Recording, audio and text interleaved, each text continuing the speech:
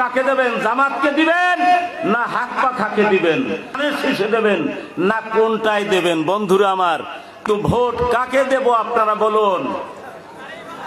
দাঁড়িপাল্লায় vote দিবেন? কেন দাঁড়িপাল্লায় vote দিবেন?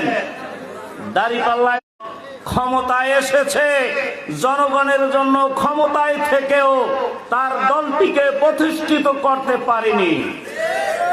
দেশকে গর্বে কখন জামাত ইসলামীকে ভোট দেওয়ার একটা কারণ বলেন।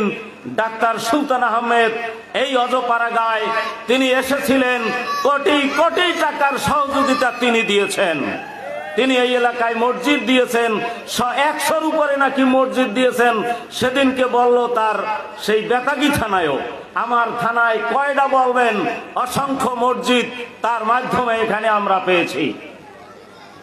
বন্ধুরা আমার, শুধু জামাত ইসলামীর দলীয় হাসপাতালগুলি নয়, তিনি নিজেও একাধিক হাসপাতালে তিনি চেয়ারম্যান আছেন।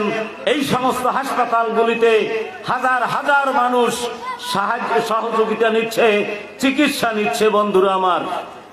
বন্ধুরা আমার, শিক্ষার জগতে জামাত ইসলামী অনেক বড় বড় ইউনিভার্সিটি করেছে, মেডিকেল কলেজ করেছে, বেসরকারি হাই স্কুল করেছে, বেসরকারি মাদ্রাসা করেছে।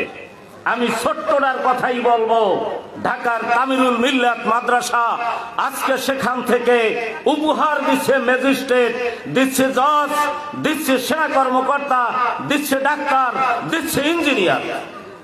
আজকের সাদিক কায়েমেরা মাদ্রাসারই ছাত্র, মাদ্রাসার থেকেই পড়ে এসে তারা জামাত ইসলামীর শিক্ষা প্রতিষ্ঠানে লেখাপড়া করে আজকে ঢাকা বিশ্ববিদ্যালয়ের দায়িত্ব নিয়েছে। দেশের মূল সমস্যা দুর্নীতি, তাও জামাত ইসলামী ছাড়া এই দুর্নীতি বন্ধ করা সম্ভব নয়। আপনারা ইতিমধ্যেই টের পেয়েছেন যে জামাত ইসলামী সক্ষম, তারা সকল ইউনিভার্সিটিতে তারা তাদের ছাত্ররাই দায়িত্ব পেয়েছে, কোনো ভয় দেখিয়ে নয়, ভোট কেটে নয়, তাদের আদর্শ দিয়ে।